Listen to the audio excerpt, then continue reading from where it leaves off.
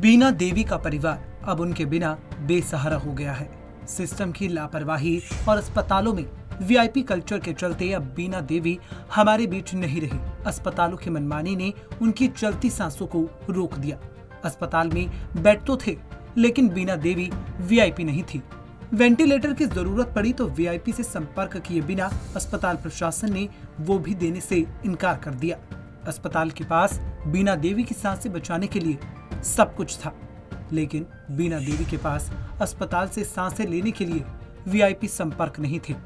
उनकी जान पहचान किसी वीआईपी से नहीं थी और अंत में जब वीआईपी से संपर्क नहीं हो सका तो उनकी सांसों का संपर्क उनसे टूट गया और वो अपने बेबस परिवार को छोड़कर चल बसी।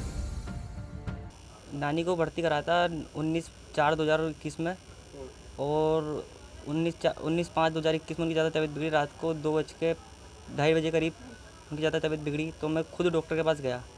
उनसे मैंने आईसीयू के लिए बात करी तो उन्होंने मुझे साफ मना कर दिया और मुझसे कहा कि कोई नेता एमएलए को इसका नंबर हो तो उसका फ़ोन कर दो, आपका काम हो जाएगा। मेरे पास किसी का नंबर था नहीं तो मैं कॉल करा नहीं पाया। उसके बाद मैंने आईसीयू में जाकर खुद फ़ोटो खींच के डॉक्टर साहब को दिखाई, तब भी उन्होंने ये चीज़ बोला कि कोई बेड नहीं है, कोई वेंटिलेटर खाली नहीं है। तो मैं पूरे घर वालों के सामने बहुत रात भर रोए गिड़गिड़ाया, लेकिन उन्होंने हमारी बात नहीं सुनी। सर पूरी नाइट ही करते रहे, उसके बावजूद भी उन्होंने कोई वो नहीं करा। जबकि आईसीयू में बेड खाली था। आईसीयू में बेड खाली था सर।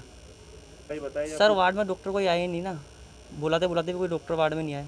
आधे रास्ते से वो डॉक्टर ऊपर लौट गए।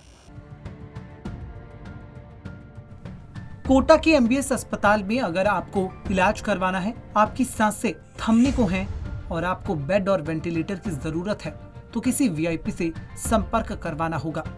यहाँ के डॉक्टर बिना वीआईपी संपर्क के इलाज नहीं करते। मरीज की सांसें भले ही रुक जाएं, लेकिन वीआईपी से संपर्क किए बिना अस्पताल में डॉक्टर आपको पूछेंगे भी नहीं। इस परिवार की बेबसी देखिए। पूरा परिवार गम के सैलाब में डूबा है। परिवार की एक ही आस थी, बीना देवी को मिलने वाली पेंशन से पूरे परिवार का घर खर्च चलता था, महीने का राशन आता था, लेकिन अब सब कुछ खत्म हो गया। उनको इंजेक्शन वगैरह लगवाया था, उसके बाद मम्मी की तबीयत ज़्यादा बिगड़ गई थी, उन्हें सांस वास लेने में बहुत दिक्कत आ रही थी। फिर हम लोग यहाँ से एमबीएस हॉस्पिटल ले गए थे। वहाँ ले जाने के बाद उन्हें एडमिट करवाया। एडमिट कराने के बाद 19 तारीख को हमने एडमिट कराया था, 4 को। अब वहाँ एडमिट करने के बाद मम्मी को कोई सुधार नहीं आया। सारी दवाई गोलियाँ वो मेरे सब कुछ करवाया। हम लोगों ने कर्जा लेके मम्मी का इलाज करवाया था, पर मम्मी की तकलीफ़ में कोई आराम नहीं मिला। और 19/5 को 1 महीने बाद मम्मी की एकदम से तबीयत ख़राब हुई, सांस लेने में ज़्यादा दिक्कत हो रही थी। तो डॉक्टरों से बोला कि सर हमें वेंटिलेटर वगैरह चाहिए, तो उन्होंने साफ मना कर दिया कि कोई वेंटिलेटर खाली नहीं है, आईसीयू कोई खाली नहीं है। पर हमारा भांजा है राहुल, वो देखने गया था तो वहाँ वेंटिलेटर खाली था, पर उस आके उन्होंने डॉक्टर से बोला तो डॉक्टरों ने उनसे साफ मना कर दिया कि या तो कोई राजनेता का एमएलए का फ़ोन करवाओ, जब जाके आपको बेड मिलेगा। पर हमारे पास इनके कोई संपर्क नहीं है। हम लोग गरीब मजदूर आदमी हैं, कहाँ से लाएंगे, इनके नंबर क्या करेंगे। पिताजी क्या करते थे आपके? पिताजी आर्मी में थे, आज से 30 साल पहले रिटायर हो चुके थे। मम्मी की पेंशन आती थी, उससे हम लोगों का घर चलता था। बड़ा भाई भी एक्सपायर हो गया और भाभी भी छोड़ के चली गई। अब ये 4-5 बच्चे हैं हमारे, तो मम्मी की पेंशन यहाँ में कोई खुली मजदूरी करता था, उससे पालता था। और बीच वाला भाई भी मेरा दोनों पैरों से विकलांग है। बस यही सारा था हमारा, वो भी चला गया। डॉक्टरों से काफ़ी गिड़गिड़ाया, सब कुछ करा, पर उन्होंने कोई हमारे को। दरअसल 60 साल की बीना देवी को सांस लेने में तकलीफ हो रही थी।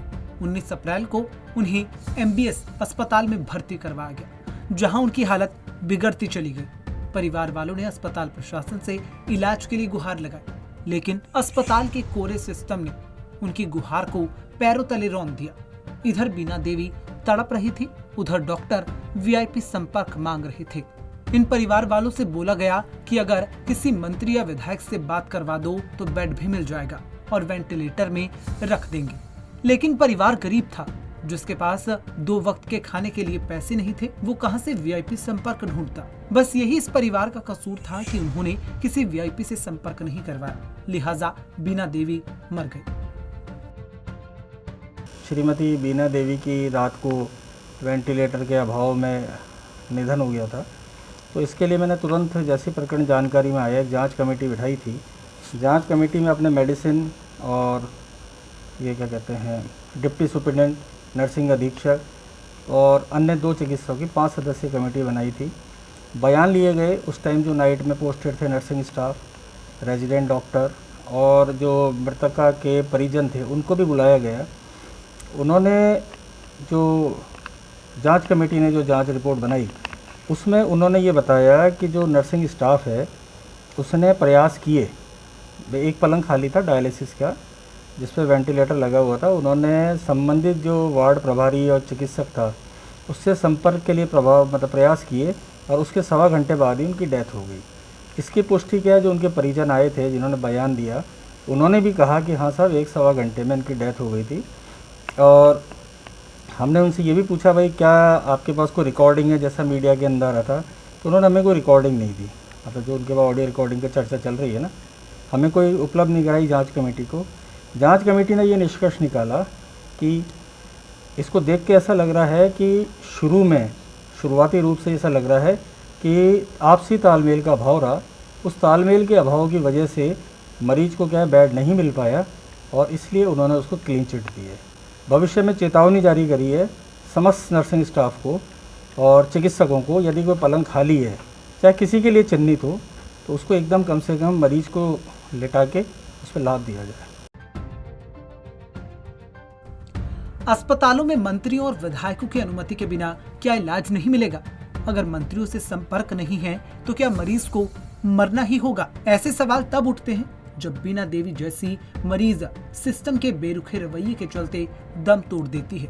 सवाल तब उठते हैं जब डॉक्टरों के लिए मरीज की हालत से ज्यादा मंत्रियों की कॉल जरूरी होती है। पंजाब केसरी टीवी के लिए कोटा से योगेंद्र महावर की रिपोर्ट।